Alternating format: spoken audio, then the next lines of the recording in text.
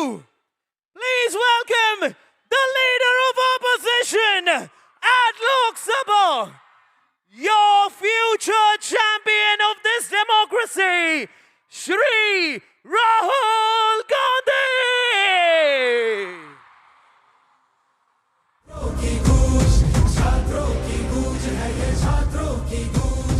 हमें सुधारनी है गलतियां बिके हुए ईमान की, हमें उठानी है वो बात जो युवा के सम्मान की, हमें संवारनी है राह कल के हिंदुस्तान की। बहुत हुआ चलो युवा, हाथ से हाथ जोड़ के जंजीर अन्याय की तोड़ के, झूठ तेरे सब धोखे और नहीं अब चल पाएंगे। एक कल्चरल शॉक है कि हमारी बेटियां इस प्रकार की भाषा कैसे बोल सकती हैं? कर युवा ख्वाब ये जल जाएंगे, सिंहासन वो हिल जाएंगे। युवा ख्वाब ये जल जाएंगे, सिंहासन वो हिल जाएंगे। छात्रों की गूंज है ये, छात्रों की गूंज, छात्रों की गूंज है ये, छात्रों की गूंज। सिस्टम बदलने के लिए छात्रों की गूंज, शिक्षा व्यवस्था के लिए छात्रों की गूंज, देश के कल के लिए छात्रों की गूंज, तेरे और मेरे लिए छात्रों की गूंज। छात्रों की गूंज है ये, छात्रों की गूंज, छात्रों की गूंज है ये, छात्रों की गूंज। Please welcome Shri Rahul Gandhi.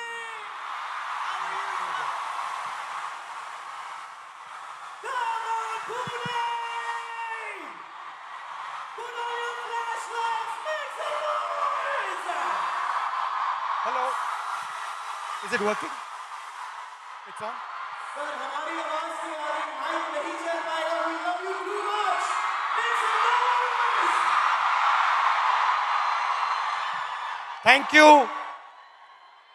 Thank you for this wonderful welcome in Pune.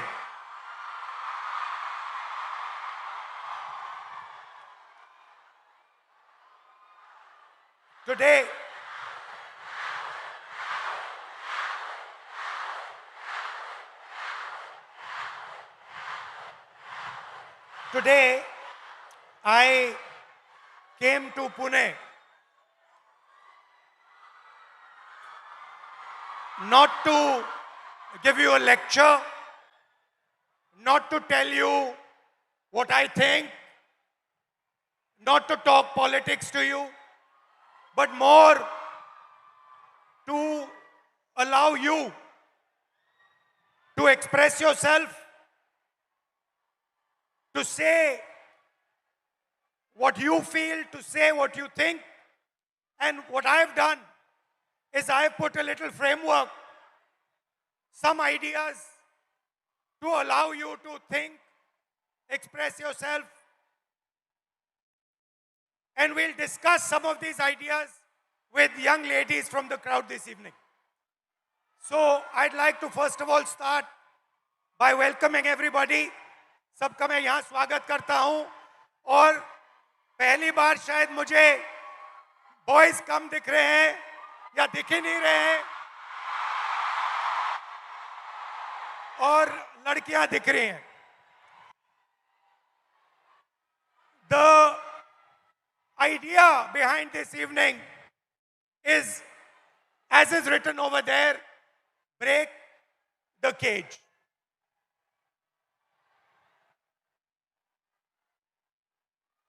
I'd first like to remind you of one thing. Can I do that?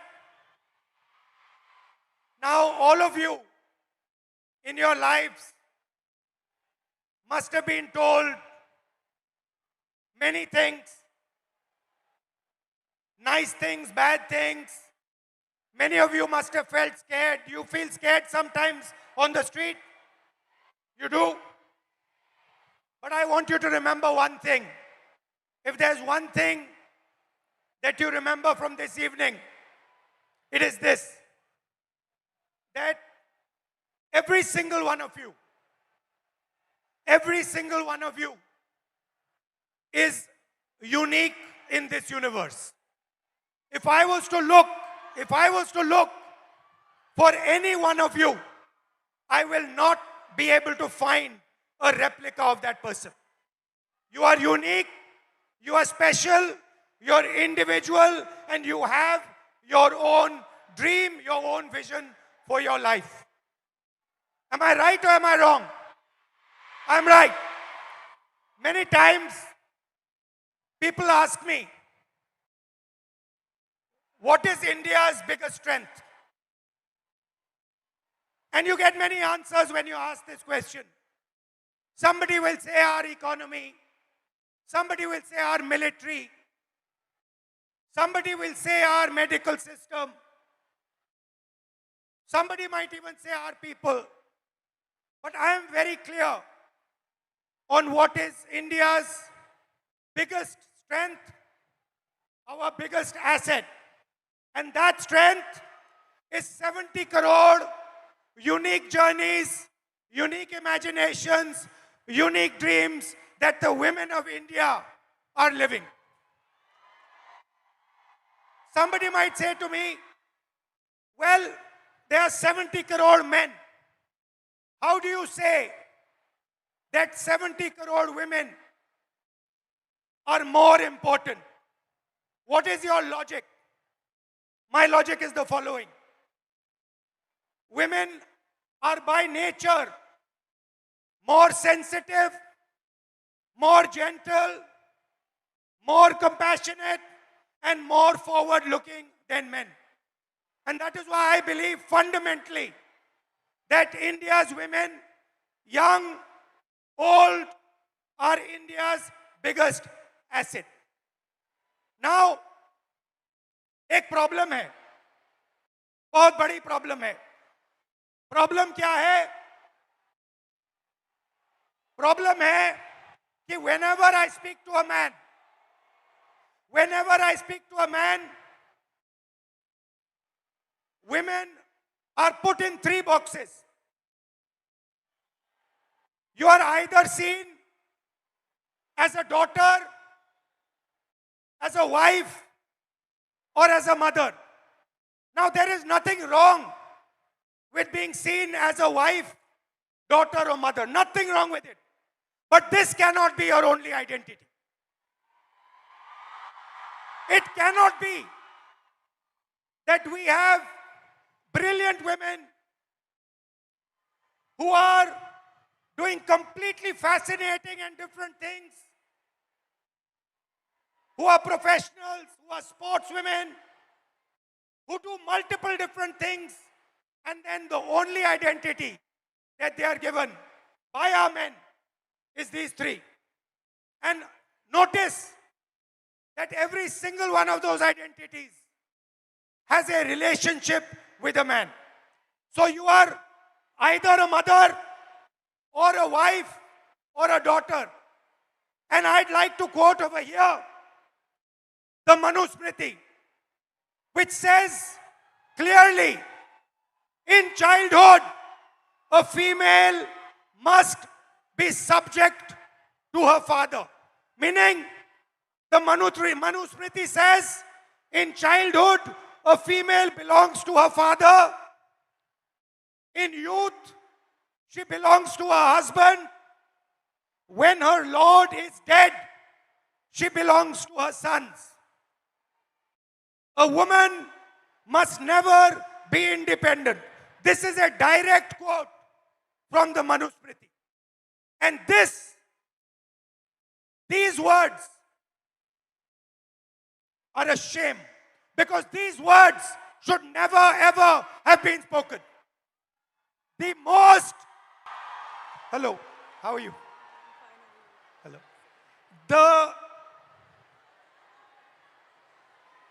The biggest strength of this country is the fact that our women should be independent, should stand for themselves, should believe in themselves. You belong to nobody.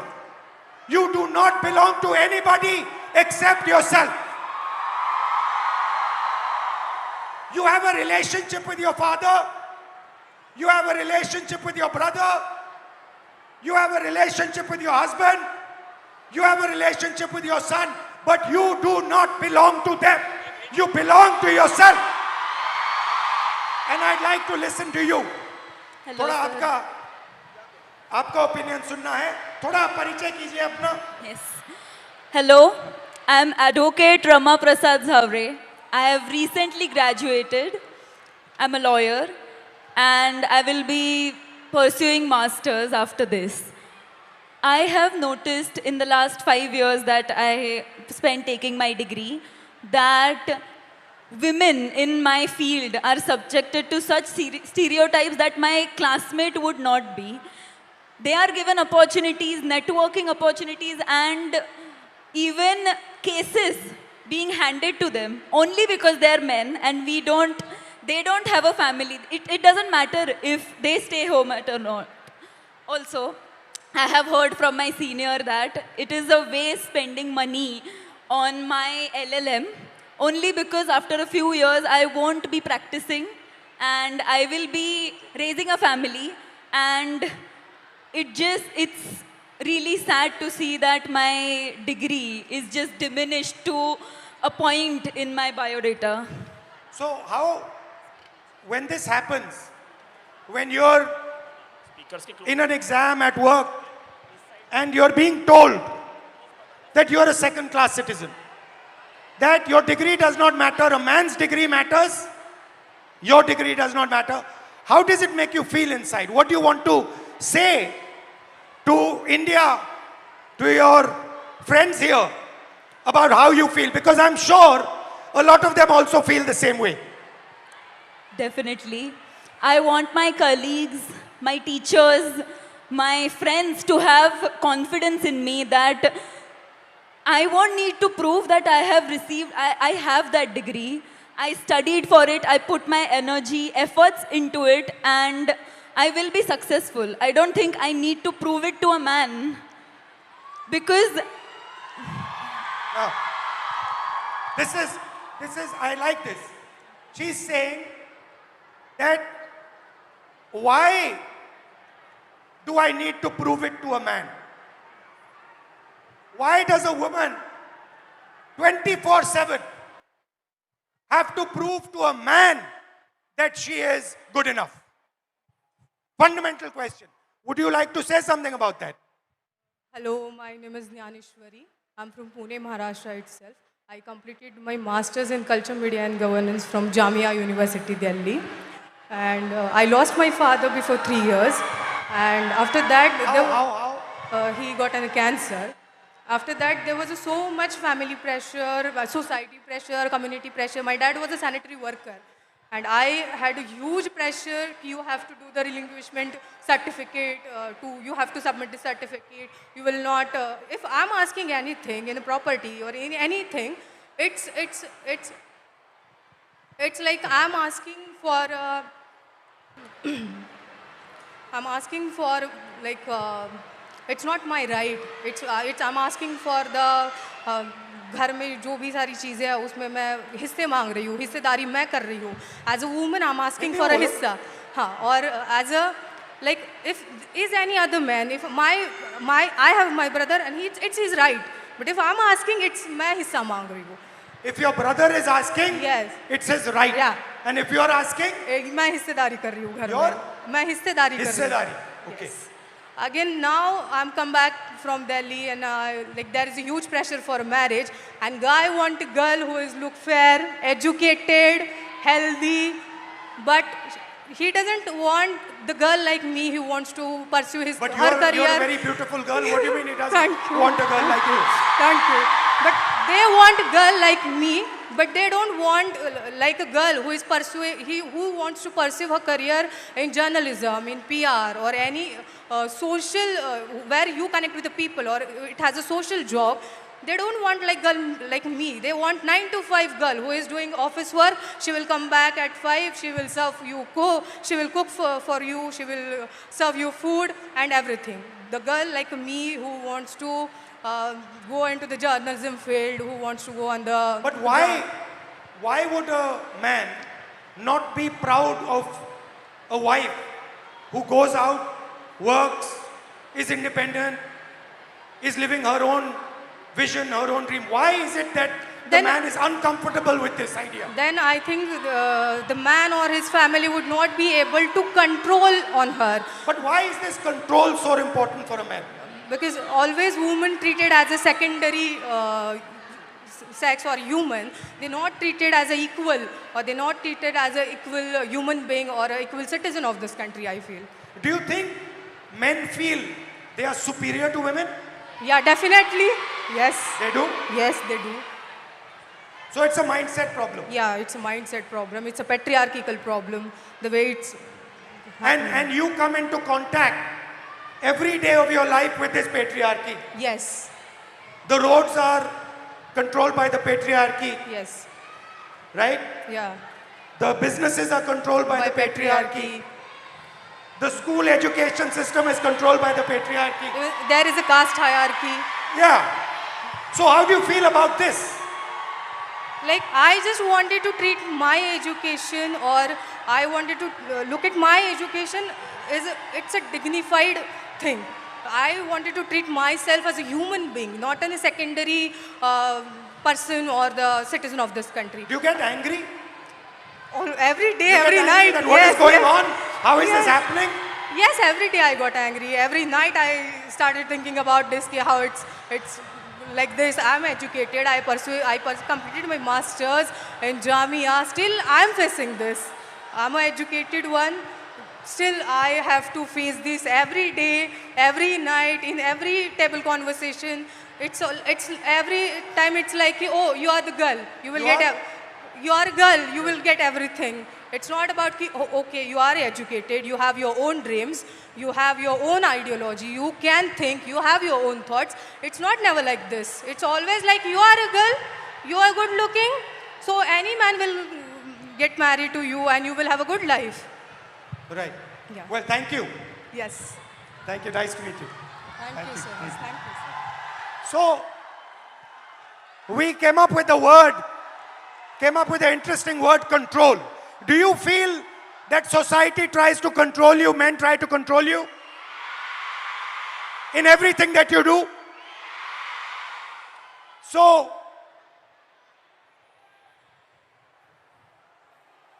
here is a trap. And there are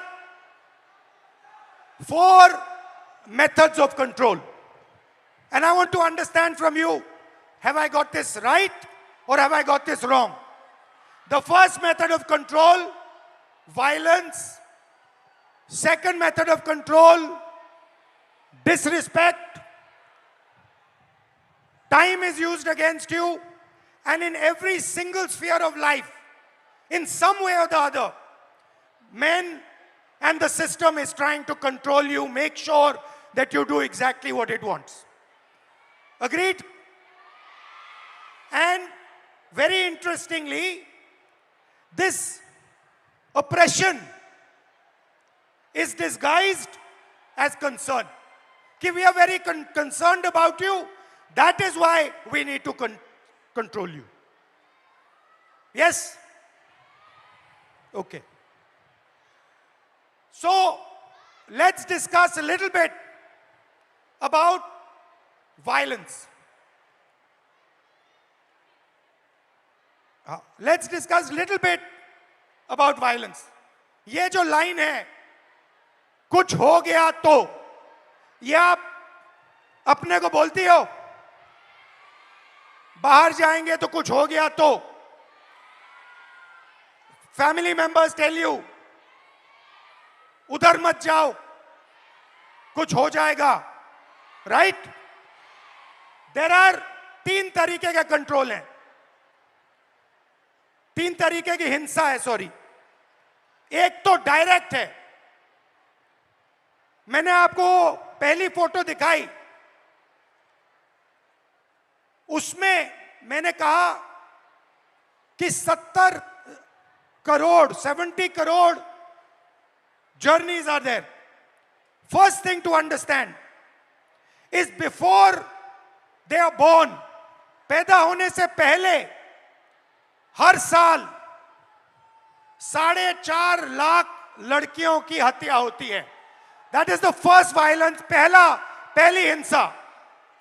दूसरी हिंसा harassment.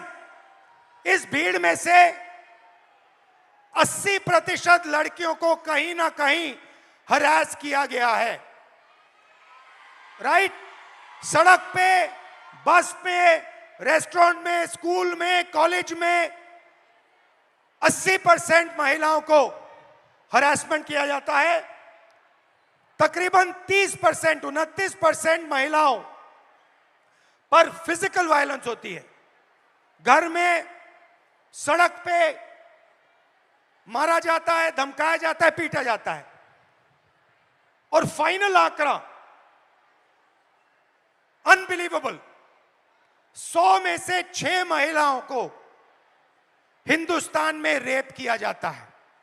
100 में से 6 महिलाओं को हिंदुस्तान में rape किया जाता है। यह हुई direct physical violence. Violence of opportunity, 50% महिला एजुकेशन या काम को रिजेक्ट करती हैं सेफ्टी के कारण। हिंसा से बचने के लिए 50% महिला एजुकेशन बंद कर देती हैं या फिर जॉब छोड़ देती हैं। और आखिरी फाइनेंशियल हिंसा। क्यों? क्योंकि अगर आप एक महिला हो, एवरेज हिंदुस्तान की महिला को हर साल सेफ्टी पे 17,500 रुपए एक्स्ट्रा खर्च करने पड़ते हैं। ज्यादा कितना ज्यादा? इसका डबल। तो 3 तरीके की हिंसा है। एक तो डायरेक्ट हिंसा, एक फाइनेंशियल हिंसा और एक अपॉर्चुनिटी के कारण। तो पहला इंट्रैपमेंट है हिंसा। अब आपकी सुनेंगे। Welcome. What's your name? Tejaswini. नमस्कार। कैसे नाम? सुचित्रा। मैत्री। हाँ? मैत्री। कब? बताओ, who would like to start? आप शुरू करेंगी? बोलिए, बीच में आइए। Hello everyone. Hello sir. Hello. मेरा नाम सुचित्रा पागी है। मैं पालघर वसई से बिलोंग करती हूँ और अभी मैं इकोनॉमिक्स में मास्टर्स कर रही हूँ हड़पसर में SM जोशी कॉलेज में। जब हम सिक्योरिटी की बात करते हैं लड़कियों की, तो खुद के साथ होना और दूसरों के साथ होना बहुत अलग चीज़ है। उसमें ज़मीन आसमान फ़र्क है। जब हम पढ़ते हैं कि न्यूज़पेपर में पढ़ते हैं कि लड़की के साथ लड़की हरेस्ट हुई, उसका रेप हुआ, तो वो बहुत अलग बात होती है कि हम सिर्फ फील करते हैं कि उसके साथ ये हुआ तो वो क्या फील कर रही होगी। जब खुद के साथ होता है तो एक डर पैदा होता है मन में कि नहीं यार, लड़कों से बात नहीं करनी, लड़के बहुत स्केरी होते हैं। तो मेरी 15 साल पुरानी एक स्टोरी है। जब मैं 13 ईयर की थी, सिर्फ 8वीं कक्षा में थी, तो क्या हुआ, मैं 5 किलोमीटर गांव से दूर स्कूल में चल के जाती थी और उस टाइम गाड़ी वगैरह ऐसा कोई फैसिलिटी ज़्यादा नहीं थी। तो शाम को जब स्कूल छूटा तो मैं आई और चौराहे पर 3 लड़के थे। लिटरली वो बहुत ज़्यादा ड्रंक थे और उनका एज भी 25 साल से आगे था। तो कितने थे वो? 3 लोग थे। 3 लोग। और वो मैरिड थे और मेरे साइड वाले गांव के ही थे वो लड़के। जानते थे उनको? नहीं, हम जानते नहीं थे, लेकिन वो साइड वाले गांव के ही लड़के थे। तो क्या हुआ, उन लोगों ने हमें घेरा, मैं और मेरी दोस्त थी, और उन्होंने हमें छेड़ा। लिटरली मतलब पास आ रहे थे और ऐसे कमर को हाथ लगाना और हाथ लगाने के लिए आ रहे थे। तो मैं बहुत ज़्यादा डर गई कि ये क्या हो रहा है। तो उस टाइम पे समझ में नहीं आ रहा था कि मैं क्या करूं। तो मैं भाग गई तो मैंने अपने पापा से कहा। आपकी फ्रेंड भी भाग गई? हाँ, मेरी फ्रेंड मुझे छोड़ के भाग गई। तो क्या हुआ, मैंने अपने पापा से कहा कि पापा मेरे साथ ऐसा ऐसा हुआ। तो वो हमारे साइड वाले गांव के लड़के थे। तो पापा ने क्या कहा कि हम कंप्लेन करेंगे, पुलिस स्टेशन में कंप्लेन करेंगे, लेकिन मैं नहीं आऊँगा, मम्मी को लेके जाओ। तो मैं मेरी मम्मी को लेके गई। क्यों? क्योंकि पापा का मतलब ऐसा वो सोचते हैं कि तुम एक महिला हो तो तुम्हारी माँ जितना तुम्हें जानती है उतना मैं नहीं जानता। तो जब एक लड़की पर बात आती है तब पापा भी माँ को आगे रखते हैं। तो हम पुलिस स्टेशन गए और कंप्लेन की और उनको शिक्षा मिली, उनको बहुत मारा गया, पीटा गया। उनको मारा? हाँ, उन लड़कों को मारा गया, पीटा गया। उसके बाद ना कि मेरे घर वाले, मेरा पूरा गांव मेरे अपोजिट खड़ा हुआ कि ये लड़की है और इसके साथ ऐसा ऐसा हुआ है तो इसे पढ़ाओ मत, इसे घर में रखो और पढ़ाओ मत, क्योंकि इज्जत चली गई। तो इज्जत चली गई? हाँ। तो पापा ने कहा कि नहीं, मैं मेरी बच्ची को पढ़ाऊंगा, और उन्होंने मुझे पढ़ाया, बल्कि पुणे में भेजा। और मैं बहुत ज़्यादा डरी हुई थी कि मेरे साथ ऐसा ऐसा हुआ था, तो अब पुणे में भी वैसा ही ना हो। तो मैं 2022 में पुणे में आई। तो जब मैं लाइब्रेरी से आई हॉस्टल में, तो बस PMPL में बहुत ज़्यादा भीड़ थी और मैं गिरने वाली थी। तो एक लड़के ने मेरा हाथ पकड़ा, मुझे खींचा और स्टेबल किया, और आगे एक महिला खड़ी थी, उसके बीच में मैं, और आगे मेरे पीछे वो लड़का खड़ा था।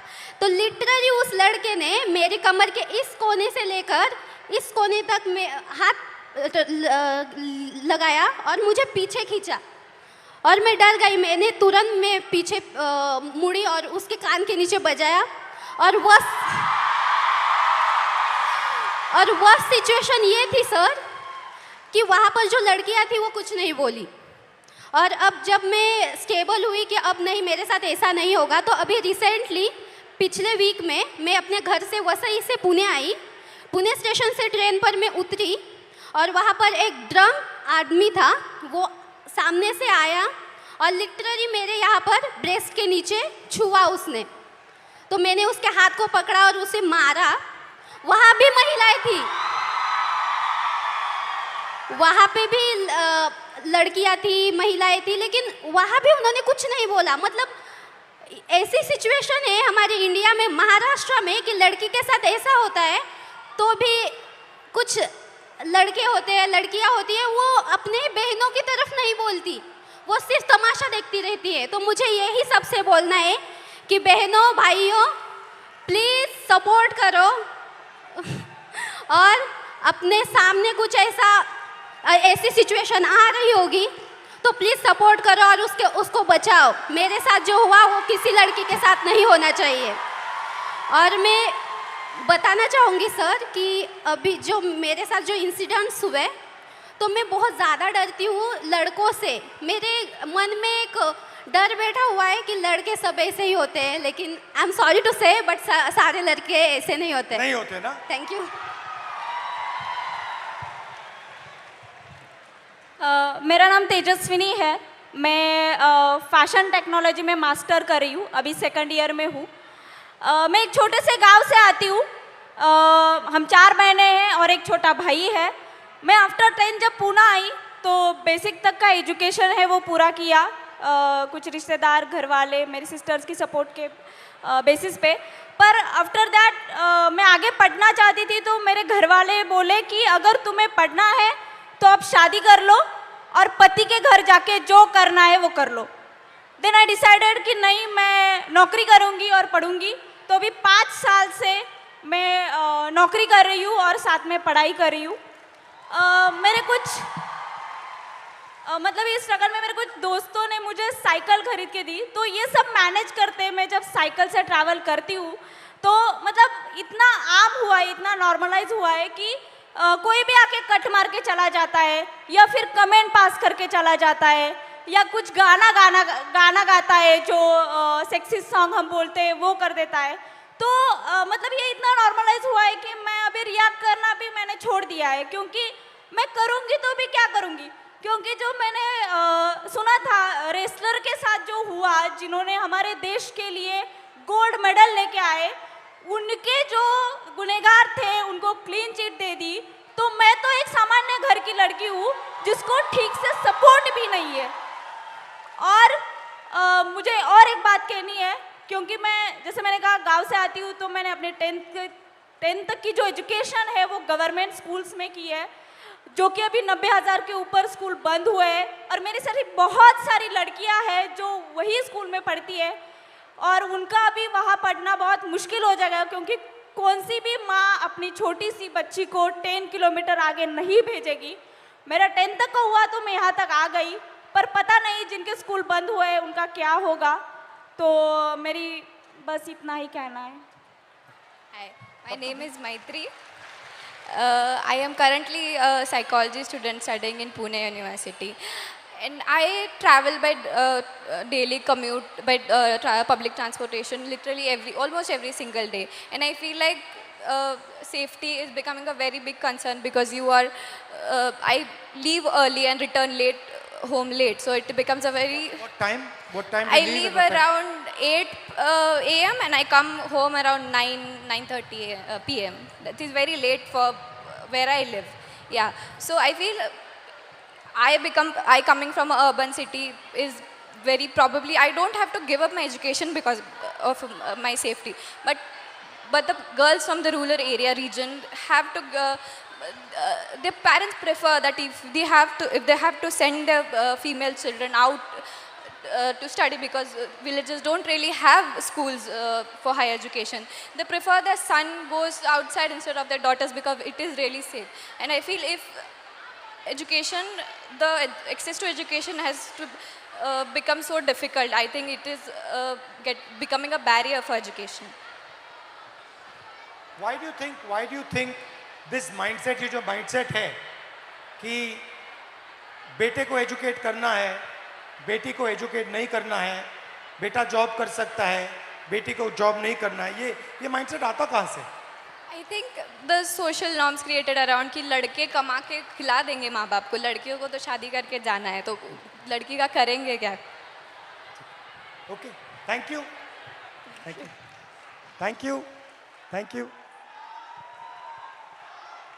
तो नेक्स्ट, अभी हमने आपको हिंसा की बात की, अब कंट्रोल की बात करते हैं।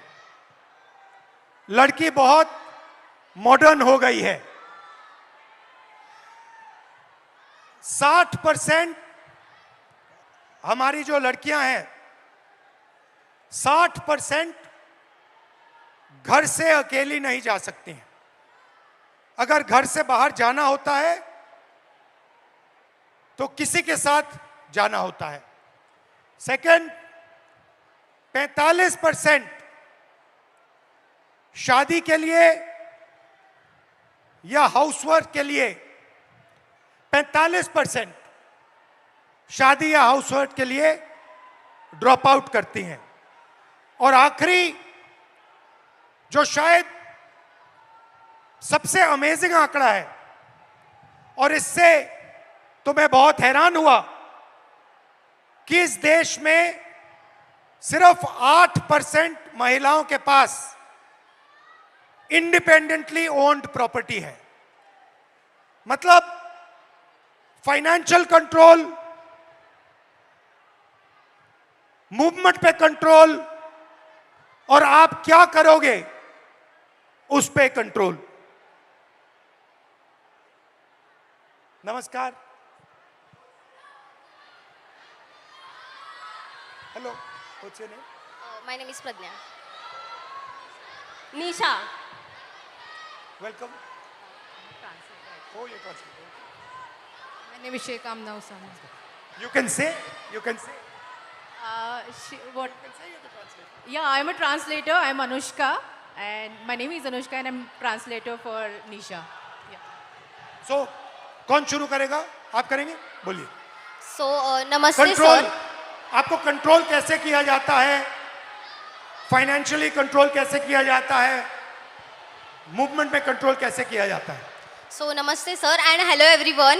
My name is Pradnya Kumar Gawande and I am the student of YSY BSc Cyber and Digital Science. So sir, हम सब समझ रहे हैं या फिर ऐसा बोल रहे हैं कि पूरा जो वर्ल्ड है अभी एआई पर डिपेंड है और साइबर सिक्योरिटी पर डिपेंड है। तो मुझे पहले से ही साइबर सिक्योरिटी ये कोर्स करना था, बट ये कोर्स गवर्नमेंट कॉलेजेस में अवेलेबल नहीं है और पुणे के रेपुटेड कॉलेज की फीस अराउंड 3 लाख मतलब एनुअल फीस है सर ये, जो कि मैं अफोर्ड नहीं कर सकती। मेरे पापा ड्राइवर है और मम्मा हाउसवाइफ है मेरी, मुझे एक छोटी बहन भी है और इसके अलावा मैं बच्चों को इवनिंग ट्यूशन्स वगैरह पढ़ाती हूँ। क्लिनिक में एज अ रिसेप्शनिस्ट में काम करती हूँ, जिससे मेरा ट्रैवलिंग वगैरह मैनेज हो जाता है। तो मैंने मेरा डिसीजन चेंज करके दूसरे कॉलेज में एडमिशन लिया, जहाँ पे मुझे साइबर सिक्योरिटी स्कॉलरशिप के साथ नहीं मिल रहा था, तो मैंने दूसरा कोर्स ले लिया, cyber and digital science. So sir मैं क्विक हिल फाउंडेशन की तरफ से साइबर अवेयरनेस करती हूँ और मुझे बच्चों की प्रॉब्लम्स ये समझ आ रही है, महिलाओं की प्रॉब्लम्स ये समझ में आ रही है कि एआई के द्वारा उनके फ़ोटोज़ बहुत अश्लील मतलब वे से एडिट करके उनको डिमांड की जा रही है कि अगर आप मुझे इतने पैसे नहीं दोगे तो मैं आपके फ़ोटोज़ सोशल मीडिया पर डाल दूँगा।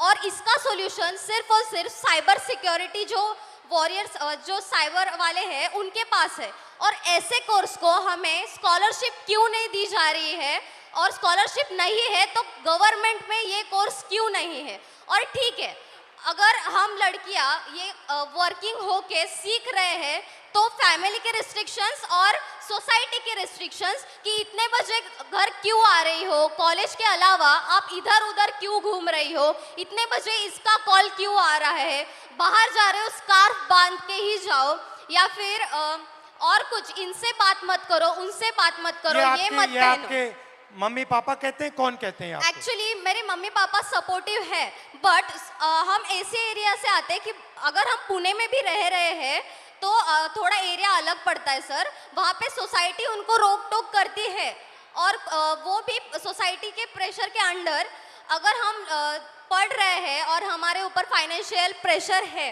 तो हम करियर पर या फिर हमारे जो स्टडीज़ पर कैसे फोकस कर सकते हैं। और दूसरी बात ये है कि अगर हम काम कर रहे हैं तो हमें ये सब रेस्ट्रिक्शंस, ठीक है अगर मैंने माना कि ये हमारे सेफ्टी के लिए है, बट ये तो डायरेक्टली हमारे फ्रीडम पर वार हो रहा है। मैं नहीं चाहती कि मुझे एक स्पेशल फेवर वगैरह मिले, बस मुझे एक फेयर चांस चाहिए सीखने का और खुद के पैरों पर खड़े होने का। That's it, thank you sir. Thank you. मेरा नाम शेख आमना उसामा है। मैं SY BA में हूँ, पॉलिटिकल साइंस है मेरा मेजर सब्जेक्ट। मैं भिवंडी से आती हूँ और मैंने देखा है भिवंडी में नॉट ऑल बट कुछ पेरेंट्स तो ऐसे हैं जो सिर्फ अपनी बच्चियों को इस वजह से नहीं पढ़ा रहे क्योंकि वो लड़कियाँ हैं। उनको यही बोला जाता है कि अरे तू लड़की है, पढ़कर क्या करेंगी। उनको ऐसा लगता है कि ये पढ़ेंगी तो ये इकोनॉमिकली इंडिपेंडेंट हो जाएंगी और वो उनको इकोनॉमिकली डिपेंडेंट रखना चाहते हैं because they want to enjoy the patriarchy और कंट्रोल ओवर देम। उसके अलावा सेकंड थिंग ये कि my parents are very supportive. उन्होंने इतना कुछ होने के बाद भी मुझे बहुत सपोर्ट किया है और पुणे पढ़ने के लिए भेजा। पुणे में मैं एक UPSC एस्पिरेंट हूँ, तो मुझे क्लासेस जाने के लिए, कोचिंग क्लासेस जाने के लिए मैं पब्लिक ट्रांसपोर्ट का यूज़ करती हूँ।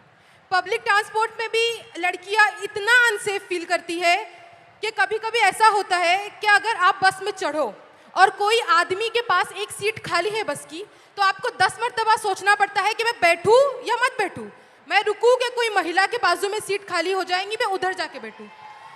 तो ये सीट मिलने के बाद भी बैठने के लिए 10 मरतबा सोचना पड़ता है। सेकंड थिंग, जब हम देखते हैं कि बस बहुत ज़्यादा फुल है, हद से ज़्यादा रश हो गया है, तो भी सोचना पड़ता है कि अरे जाए या मत जाए, कोई छेड़ देगा, कोई बैग टच कर लेगा, तो ये एक टेंशन रहता है। इसका अपोजिट, अगर बस पूरी खाली है तो भी जाने से डर लगता है। मतलब आपको क्या करना है, आपको भरी हुई बस में चढ़ना नहीं है, आपको खाली बस में चढ़ना नहीं। मतलब हमने पब्लिक ट्रांसपोर्ट को भी ऐसा बना दिया है ना कि गर्ल्स को सेफ फील ही नहीं होता है। तो मैं गर्ल्स से भी और बॉयज़ से भी कहना चाहूँगी कि अगर आपकी वजह से लड़कियाँ अनसेफ फील कर रही है तो आप ही का काम है कि उनको सेफ भी फील कराए।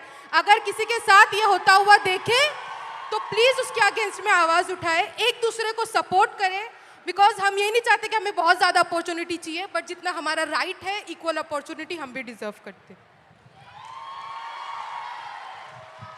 हेलो राहुल जी, मैं आपको सबसे पहले बताना चाहूँगी कि मैं सुबह से मुझे बहुत बुखार है, बुखार है? लेकिन उसके आगे की बात ये है कि मैं जो मांजरी में पिछले 10 दिनों से भूख हड़ताल चल रहा है, जो मेरे भाई बहन जो अनशन पर बैठे हैं, वहाँ से मैं आई हूँ। तो मुझे कहाँ बैठे हैं? मांजरी में, पुणे में ही। अच्छा, और क्या कारण क्या है? जो हमारी मांगे है वो इसमें लाई है, मैं आपको आगे बोलो। तो हमारी मांगे है कि हमें शिक्षा चाहिए, और मैं आपको मराठी में समझाऊंगी ताकि ताकि मेरी बात है वो अकेली निशा की नहीं है, वो सब ट्राइबल स्टूडेंट की है, पूरे देश की है, पूरे महाराष्ट्र की है। इसलिए मैं आपको मराठी में बात करके बताऊंगी। जो आम्ही जे उपोषणासाठी बसलेलो आहोत, आमचे भाऊ आणि त्याच्यामध्ये आमच्या 2 बहिणी देखील बसलेल्या आहेत, आणि त्यातलीच एका बहिणीची तब्येत खूप नाजूक झाली, तिला आज हॉस्पिटलमध्ये नेलंय। आणि हे सगळं असताना देखील जेव्हा आमचे प्रतिनिधी मंत्रालयामध्ये गेले, तर तेव्हा आमचे आदिवासी विकास विभागाचे मंत्री आहेत ते काय बोलले असतील तुम्हाला सांगितलं तर तुमच्या अंगावर काटा येईल। ते म्हणतात सॉरी, मी याच्यावर काही करू शकत नाही, हे सीएमच्या हातात आहे। मग तुम्ही जर आदिवासी विद्यार्थ्यांच्या विकासासाठी तिथं बसलेत, तर तुम्ही जर तिथं आमच्या विकासासाठी बसलेत आणि तुम्ही जर आमचा विकास साधू शकत नाही, तर तुमचा तिथं बसण्याचा अधिकार नाही, हे मी आज ठणकावून सांगते। आणि दुसरी गोष्ट म्हणजे मी अजून एक सांगेल की ज्या आमच्या भागामध्ये ज्या आश्रमशाळा असतात, तिथं जे सेंट्रल किचन पद्धत लागू केली, जसं की एका ठिकाणी जेवण बनणार आणि ते 70-80 किलोमीटर लांब घेऊन जाणार, आणि त्यामुळे ते जेवण खराब होतं, त्यामुळे विषबाधा होते। आणि विद्यार्थी, आताच एक गोष्ट झाली गडचिरोलीमध्ये, कारण आदिवासी ज्या आश्रमशाळा आहेत त्याच्यामध्ये बेडची सुविधा नाही आहे, पिण्याचं पाणी देखील नाही आहे। त्याच कारणामुळे गडचिरोलीमध्ये विद्यार्थ्यांनी झोपेत असताना त्यांना मण्यार सापाने दंश करून 3 विद्यार्थी मेले आणि 3 विद्यार्थी अजूनही हॉस्पिटलमध्ये आहेत। तर आमची मागणी अशी आहे की त्या विद्यार्थ्यांच्या पालकांना ॲटलिस्ट 1 कोटीची तरी मदत करा, आणि ह्या सरकारने त्यांची मदत 4 लाखांवर मोजलेली आहे। तसंच आमचं त्यांना एक म्हणजे मागणं आहे की ज्या आमच्या आदिवासी विद्यार्थिनी असतात, तुम्ही जर पाहिलं ते जे आदिवासी हॉस्टेल आहेत, ते जे शहरं आहेत जसं की पुणे, मुंबई, तर जे पुण्याचा जो सेंट्रल भाग आहे तिथं नाही आहेत, मांजरी, कोंढवा, और इस वजह से जो हमारा शिक्षण है, हम जो पढ़ते हैं वो पढ़ाने के लिए टाइम ही नहीं रहता, क्योंकि 4-4 घंटे हमें वहाँ जाने आने में ही लगते हैं। तर ह्या सगळ्या मागण्या घेऊन आम्ही मागच्या 10 दिवसापासून उपोषणासाठी बसलोय। तर माझी तुम्हाला विनंती आहे की मी तुम्हाला जे आता निवेदन दिलं आहे त्याचा विचार करून तुम्ही आमच्या आदिवासी विद्यार्थ्यांसाठी काहीतरी करून आमचा मागणं सोडवण्याचा प्रयत्न कराल। थँक्यू। तो बताओ। ओके, इन्होंने अपने कुछ मुद्दे आपके लिए लाए हैं। तो पहला पॉइंट ये है कि आदिवासी कम्युनिटी से वो बिलोंग करती है, और आदिवासी डिमांड्स के लिए इनके काफ़ी भाई बहन सारे उपोषण पे पिछले 10 दिनों से पुणे में ही बैठे हैं। क्या मेन डिमांड क्या है? इनका डिमांड एक बार प्लीज़ आप फिर से, क्योंकि मेन डिमांड क्या है? मेन क्या डिमांड? जो ट्राइबल जो डिपार्टमेंट है उसने जो GR लागू किया है, जैसे कि जो हॉस्टल में नियमावली होगी वो उसमें लिखा है कि हम मुझे 13 साल तक ही पढ़ सकते हैं, कि 13 साल तक ही हम हॉस्टल में रह सकते हैं। और फर्स्ट डिमांड ये है उनकी कि ये जिस ट्राइबल हॉस्टल्स में ये रह रही है वहाँ पे ऐसा रूल है कि वो सिर्फ 30 ईयर्स तक ही वहाँ पे रह सकती है। आफ्टर दैट ये सरकारी हॉस्टल है? हाँ, ट्राइबल कम्युनिटी का जो हॉस्टल होता है वो सभी सरकारी होता है। और ये सारी डिमांड्स ये लोग सीएम के पास लेके गए और वहाँ से उन्हें बताया गया कि सॉरी, हम कुछ नहीं कर सकते हैं। अच्छा। हाँ, तो उनका कहना है कि फिर अगर आप कुछ नहीं कर सकते हो तो आप बैठे क्यों हो कुर्सी पर। और आप क्या चाहती हो, किस एज तक उसको करा जाए? ज़्यादातर 35 एज तक भी हम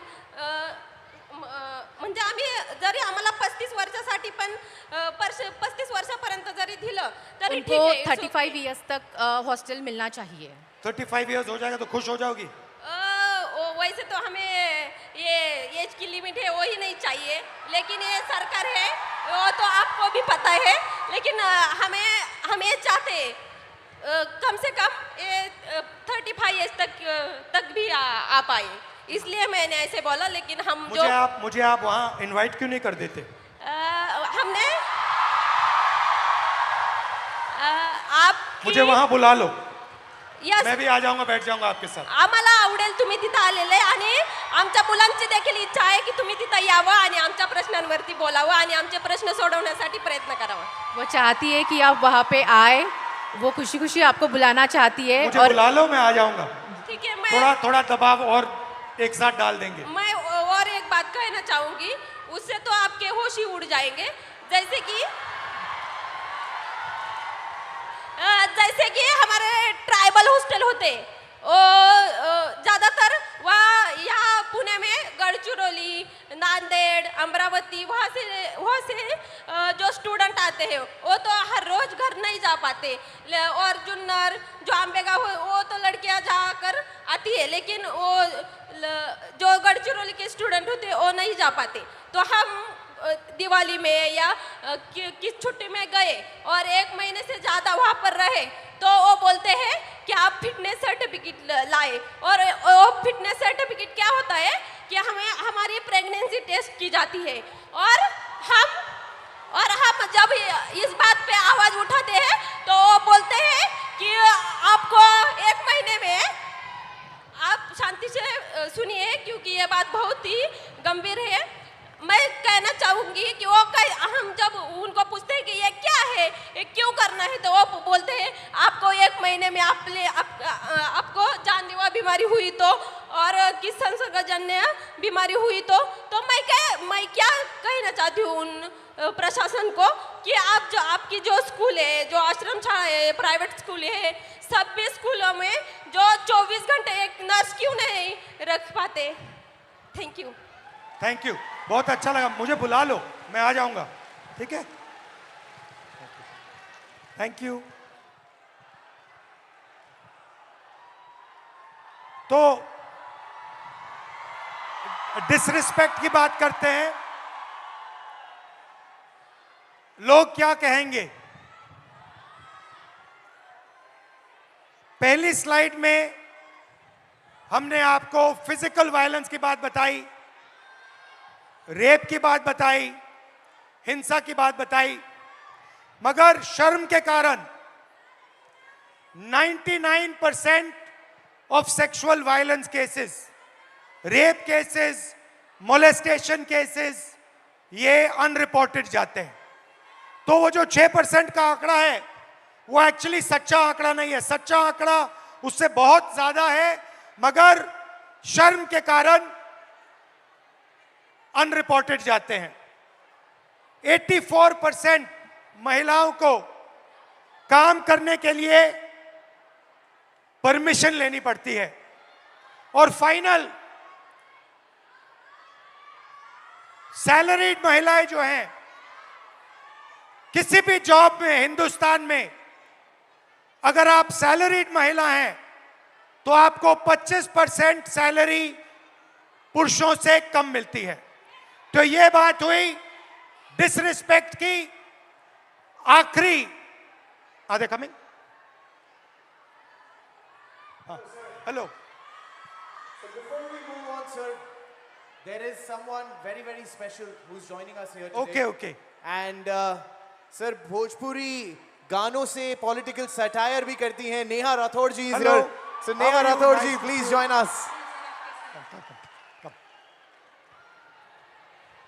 डिसरिस्पेक्ट, आप डिसरिस्पेक्ट की बात करेंगी? जी बिल्कुल, और बिल्कुल डिसरिस्पेक्ट और इज्जत पे हम लोग बात करने आए हैं. तो मैं आप लोगों को बता देना चाहती हूँ, मेरा नाम सर नेहा है, नेहा सिंह राठौर मेरा पूरा नाम है. मैं भोजपुरी में लोकगीत लिखती हूँ, गाती हूँ, और मैं सरकार से उन तमाम मुद्दों पर सवाल पूछ लेती हूँ जो सरकार को पसंद नहीं आते, और बदले में मुझे ढेर सारी गालियाँ और FIR झेलने पड़ते हैं. ये किस बात की इज्जत है भाई महिलाओं की? डेमोक्रेसी में हम अपने प्रधानमंत्री से सवाल नहीं पूछ सकते हैं, तो ये किस बात की इज्जत है? मुझे याद है सर, मैं शादी करके नई ससुराल आई थी और मैंने उस दौरान एक गीत गाया था यूपी में काबा, और मेरे पीछे जीप भर भर के पुलिस भेजी जा रही थी।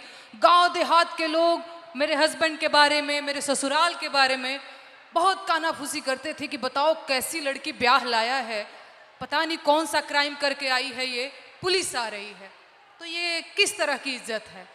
और मैं समझती हूँ कि एक महिला होने के नाते, एक महिला होकर अगर आप समाज में नाम बनाना चाहते हैं या किसी सामाजिक मुद्दे पे मुखर होकर बोलना चाहते हैं, सर ये बहुत कठिन है। पुरुषों की ट्रोलिंग बहुत अलग तरीके से होती है, महिलाओं की ट्रोलिंग बहुत अलग तरीके से होती है। महिलाओं के लिए कुछ नहीं करना है, बस इसका चरित्र खराब है बोल दो, यही बोल दो, और इतना काफ़ी है सर, हम हतोत्साहित हो जाते हैं। वो तो अलग बात है कि मैं थोड़ी ज़्यादा ढीठ लड़की हूँ तो मैं नहीं डरती हूँ।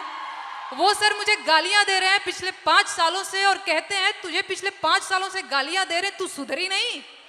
मैं उनसे बता देना चाहती हूँ कि मैं नहीं सुधरने वाली हूँ। मुझे भी सालों से गाली दे रहे हैं, मैं भी नहीं सुधर रहा हूँ। बिल्कुल बिल्कुल सर। मुझे याद है सर, एक और अगर समय हो तो मैं एक गीत सुनाना चाहूँगी सर, अगर समय हो तो, क्योंकि मैं भोजपुरी के लोकगीत लिखती गाती हूँ। अरे औरत पे जोर दिखावे कैसा मर्दाना, मर्दाना की मैं बात कर रही हूं तो समझ लीजिएगा वही 56 इंच वाला। औरत पे जोर दिखावे कैसा मर्दाना, साहेब छोड़ दो ना बेटी बहुओं को धमकाना। अरे बात बात पे ये FIR करवाना, बात बात पे ये FIR करवाना, साहेब छोड़ दो ना बेटी बहुओं को धमकाना। अरे हम हैं आम जनता न हमको आजमाना, हम जानते हैं कुर्सी पे बैठाना उतरवाना, हम जानते हैं कुर्सी पे बैठाना उतरवाना। अरे मुश्किल है मेरा, इनफैक्ट हमारा मुश्किल है मेरा हौसला तोड़ पाना, साहेब छोड़ दो ना बेटी बहुओं को धमकाना। बहुत अच्छा गाया। पानी लेंगे? नहीं सर, थैंक यू। और कुछ बोलेंगे? और एक गीत सुना दूं सर, अगर आपके पास? हाँ। सर महिलाओं की बात हो रही है, लेकिन एक और चीज़ जो मुझे लगता है इस देश में इस समय अल्पसंख्यकों के खिलाफ एक नैरेटिव सेट करने की कोशिश की जा रही है जो बहुत गलत है। उनकी वतन परस्ती पे बात आ गई है, उन्हें आतंकवादी कहा जाता है, उनके देश प्रेम पर सवाल उठता है, तो ये गीत बहुत ज़रूरी हो जाता है सर। मैं ये गीत गाना चाहती हूँ। अरे तुम सा कोई झूठा और बेईमान नहीं है। झूठा बेईमान बोल रही हो तो समझ में आ रहा है? हो तुम सा कोई झूठा और बेईमान नहीं है, किसी एक की बपौती हिंदुस्तान नहीं है। हो जब हिंदू मुसलमान खेले खून की होली, आबिद हसन बोले जय हिंद की बोली, अबुल कलाम आजाद की जमीन यही है, ब्रिगेडियर मोहम्मद उस्मान यही है, अब्दुल हमीद अशफाक उल्ला खान यही है, किसी एक की बपौती हिंदुस्तान नहीं है। तुम सा कोई झूठा और बेईमान नहीं है, किसी एक की बपौती हिंदुस्तान नहीं है। शुक्रिया सर, शुक्रिया, शुक्रिया सर। देव भाई, शाबाश।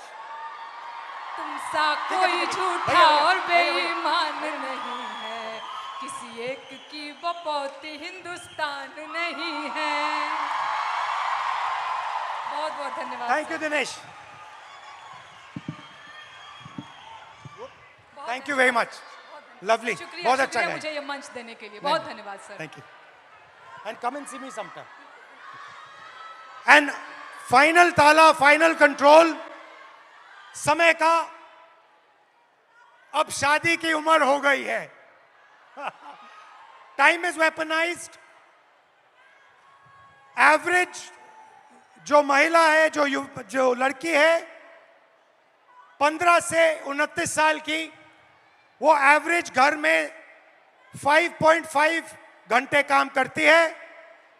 उसी घर में एवरेज लड़का 30 मिनट काम करता है. लड़का बाहर जा सकता है, लेट आ सकता है, कभी भी बाहर जा सकता है, मगर आप लोगों को 8 बजे शाम वापस आना पड़ता है. कर्फ्यू होता है. Right right. और फाइनली एज लिमिट के बाद जो लड़के होते हैं एग्जाम्स 1, 2, 3, 4 बार ले सकते हैं, मगर मैरिज एज 23 साल होती है. और जो लड़कियां हैं, जो गर्ल्स हैं, उनको ज्यादा से ज्यादा एक मौका मिलता है, क्योंकि फिर उनको कहा जाता है अब शादी का टाइम आ गया है, अब एग्जाम मत कीजिए, अब शादी कीजिए. तो हेलो, हाउ आर यू? आप कैसे हो? What's your name? I am Sharayu Chopde and I am pharmacist. Okay. And आज यहाँ पर मैं सारे एमपीएससी एस्पिरेंट की आवाज़ बन के आपके सामने आई हूँ. बताइए. हमारा सर पेपर लीक हो गया है. एमपीएससी इज अ कॉन्स्टिट्यूशनरी बॉडी और इसको दबाया जा रहा है. 22 मार्च को हमारा एग्जाम हुआ था और 20 मार्च को पेपर लीक हो गया. जब पता चला पेपर लीक हुआ है तो एमपीएससी ने डिनाई कर दिया. फिर एफडीए कमिश्नर और एमपीएससी को खुद जाके हम मिले, ये पूरा वायरल हो गया. तब सिर्फ कंप्लेंट की है, अभी सीआईडी के पास गया है और अभी उसको दबाया जा रहा है. बहुत सारे ऑफिसर्स के नाम आए हैं, बहुत सारे अधिकारियों के नाम आए हैं और इसको सप्रेस किया जा रहा है. We want justice, we want transparency, we want fair examination. Because यहाँ पे जितने भी बच्चे हैं वो बहुत दिन रात पढ़ाई करते हैं. Pune is MPSC hub. Maharashtra के कोने कोने से यहाँ पर वो एमपीएससी देने के लिए, अधिकारी बनने के लिए आते हैं. तो जब हुआ तो आपको कैसा लगा? बहुत खराब. हमारा तो दिल टूटा. एज अ वुमन हमें मैरिज का प्रेशर रहता है, घर वालों का प्रेशर रहता है, सोसाइटी का भी प्रेशर रहता है हमें. और जब पेपर लीक होता है तो लड़कियों पर असर अलग होता है, पुरुषों पर अलग होता है, क्योंकि आपकी डेडलाइन होती है, उनकी डेडलाइन नहीं होती है. हमारा तो पूरा करियर खत्म होने के चांसेस रहते हैं 100%. सर ये पेपर लीक कितने हो क्यों रहे हैं? ये इंक्रीज हो गए हैं, बढ़ते जा रहे हैं, ये बढ़ क्यों रहे हैं? क्या लगता है आपको? बोलो क्या मैं क्लियर? जिसको पकड़ा हुआ है, जिसका नाम आया है, वो अभी गुजरात में फरार है. अच्छा. यस. और कुछ बोलना चाहिए? अभी तो बहुत कुछ बोलने का मैंने, टाइम लिमिट है. Don't worry, time is there. Back to back paper leak हो रहे हैं और वो जाके उधर फरार हो रहे हैं जिधर उनका पता ना लगा सके. अभी ये पॉलिटिकल हो जाएगा सर. ज्यादा पॉलिटिकल मत बोलो. हाँ, बेटर नॉट डू पॉलिटिकल. इसीलिए तो चुप हूँ मैं सर. ठीक है, ओके. हमें री एग्जाम चाहिए सर. आप कुछ तो बोलो. यहाँ पे बहुत सारे एमपीएससी के एस्पिरेंट्स आए हैं, उनको सिर्फ एक ही उम्मीद है कि आप री एग्जाम को बारे में कुछ तो बोलोगे. मुझसे क्या चाहते हो? मैं क्या करूं इस पे? आप हमारे साथ रहिए, आप हमें सपोर्ट कीजिए. जो हमारे साथ अनफेयर हुआ है उसको प्लीज, उसको कुछ तो कीजिए. हमारा वो रद्द होना चाहिए. नायब तहसीलदार के लड़का लड़की वो टॉप 5 में है, उनको मतलब उनका अगर पिछला रिजल्ट देखा ना, उनको कुछ भी नहीं है, वो A ग्रेड D ग्रेड में है. ठीक है, थोड़ा डिस्कस करेंगे, फिर मुझे बताना एग्जैक्टली कैसे मदद कैसा हुआ. यस, मैं आपको पूरे स्क्रीनशॉट्स, वो जो है प्रूफ, वो सब मैं आपको दिखा दूंगी. ठीक है, thank you. Welcome. Thank you so much sir. Thank you.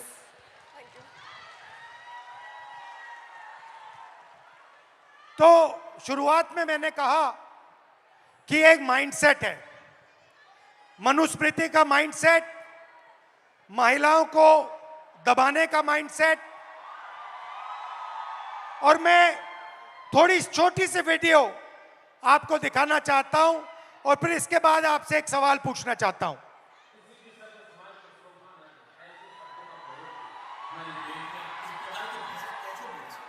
ये 50 करोड़ की गर्लफ्रेंड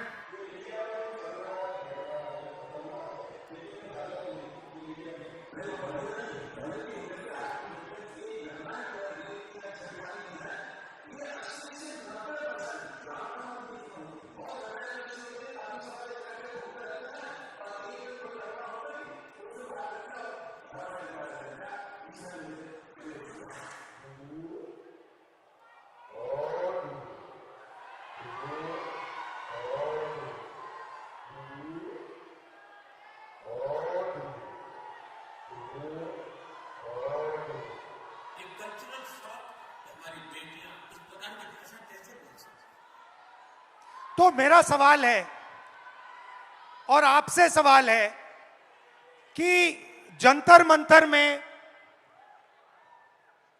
गालियां लड़कों ने भी दी और लड़कियों ने भी दी, बट प्रधानमंत्री कह रहे हैं कि गाली देना कल्चरल शॉक लगा हमें क्योंकि लड़कियों ने गाली दी।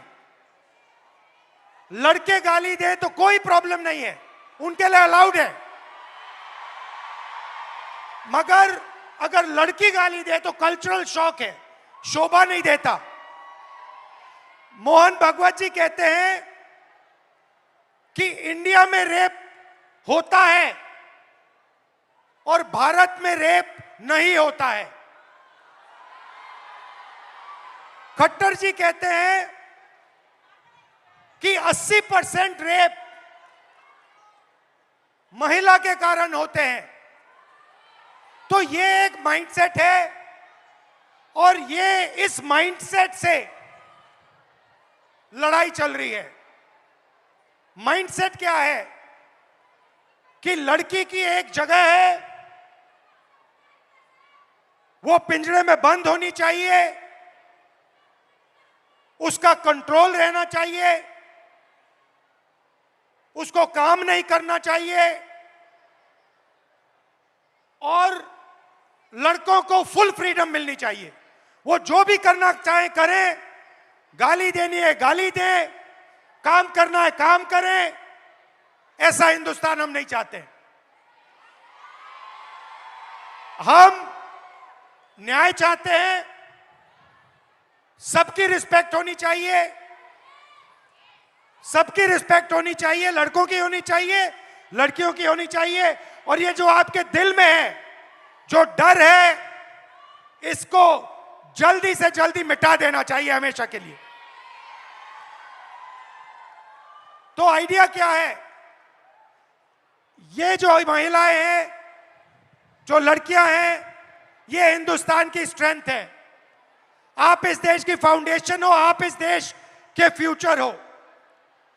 आपको पेट्रियार्की दबाती है, डराती है, धमकाती है, कंट्रोल करती है। मिलकर इस पेट्रियार्की को खत्म करना है। Smash the patriarchy.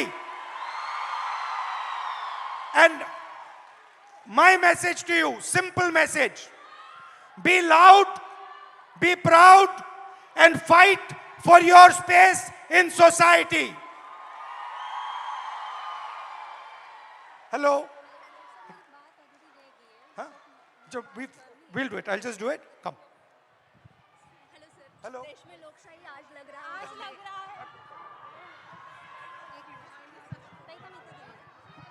Grab my hand. Spread out a little bit. Go like this. Thank you. Lovely. अभी करते हैं. We'll just finish. When we finish, you talk to me then. Okay? Now it's finished. Lovely to meet you. मुझे बुला लो. हाँ जी everybody, थोड़ी आवाज हो जाए सर के लिए. Come on everybody, let's go. थोड़ी और एनर्जी, पुणे एनर्जी कहाँ है? I'll ask you a thing. Yeah. So we just address them in Marathi saying Pune Manje Prem. Okay.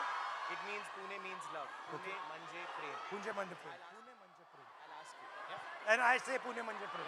You have to all say it. We'll just do it. Okay, and now, girls, सुनो, sir Pune में आए हैं, तो पुणे वालों के लिए भी तो कुछ खास message sir. Pune Manje Prem. Thank you. Pune मंजे प्रेम. पुणे बोल मंजे दिया, प्रेम. guys. Say, क्या बात है. थोड़ी और पुणे आवाज हो मंजे जाए. प्रेम. पुणे मंजे प्रेम. Pune Manje Prem.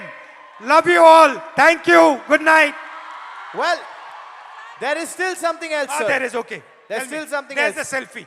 There is, that definitely is, but there's something else also. Okay. क्योंकि आपने कहा पुणे मंजे प्रेम, and what is that? अच्छा, पुणे तिथे काय उने. वो भी है. But क्योंकि सर ने ये कहा, हमने सर के लिए भी एक सरप्राइज रखा है. अच्छा. We have a surprise for you. Ladies, do you mind coming onto this side? Ma'am, do you mind coming onto that side?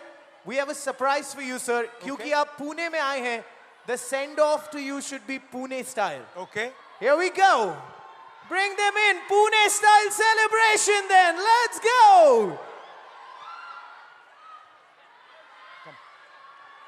We walk out.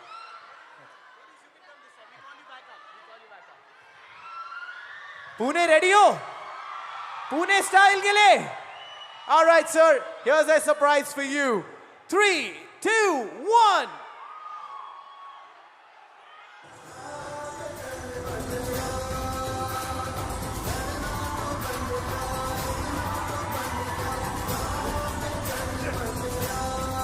I don't have to dance.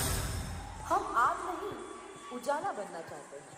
हम शोर नहीं आवाज बनना चाहते हैं. हम भीड़ नहीं एक पहचान बनना चाहते हैं.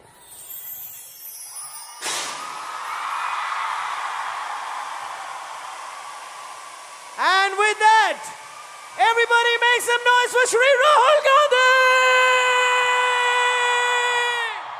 Thank you. And now the selfie, sir. The epic selfie, 15,000 women coming together. Thank you, girls. Thank you so much. Thank you. Let's get a picture with sir.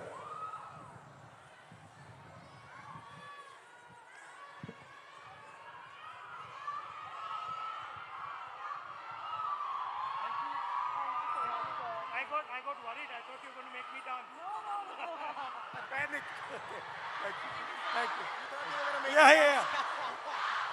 And now, Thank you. and now, सब तैयार हो जाओ sir के साथ selfie के लिए everybody. सारे mobile flashlight on, सारे के सारे. सर, पिछली बार आपने पिंक शर्ट पहना था, ये तो जलजला मच गया था. इस बार yellow is the season. I am sure पूरा इंडिया ये भी फॉलो करने वाला है. Let's get a nice selfie now everybody. Come on, here we go. Ready.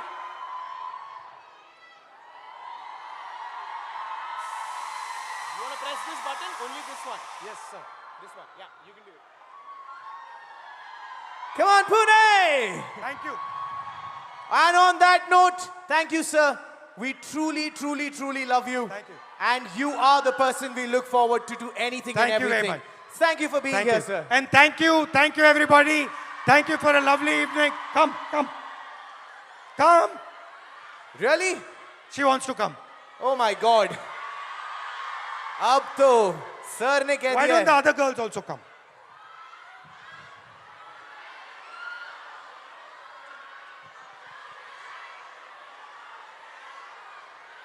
ऐसे ही नहीं कहते कि सर बड़े दिल वाले हैं. सारे आ गए. Everyone is here. Come on.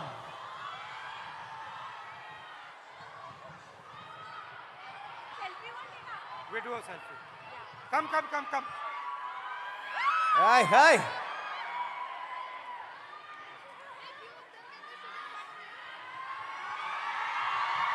What's your name?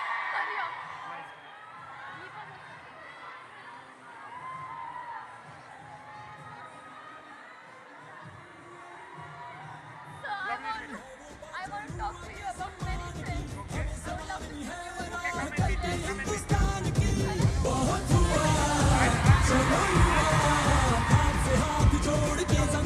And on that note, Pune, मजा आया तो आवाज हो जाए.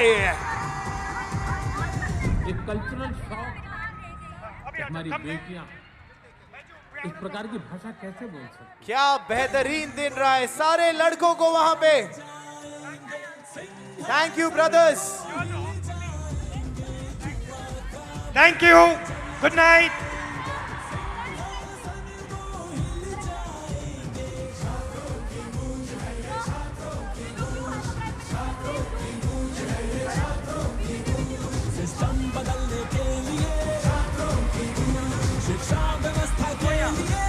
I forgot. Welcome and love you to the boys also. Good night. Thank you. Thank you. Thank you, sir. And now, छात्रों की इस गूंज को और सेलिब्रेशंस को बढ़ाने के लिए पूरी दुनिया को सोशल मीडिया पे अब आपको बताना है. Thank you so much Pune की सारी लड़कियां, all the girls who came up here. We love you, we respect you, you're the future of the country. Thank you so much.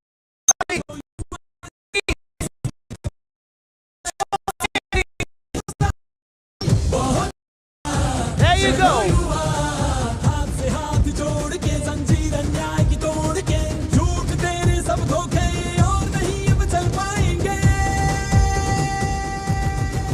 एक कल्चरल शॉक है कि हमारी बेटियां इस प्रकार की भाषा कैसे बोल सकती हैं. कर युवा ख्वाब ये जल जाएंगे सिंहासन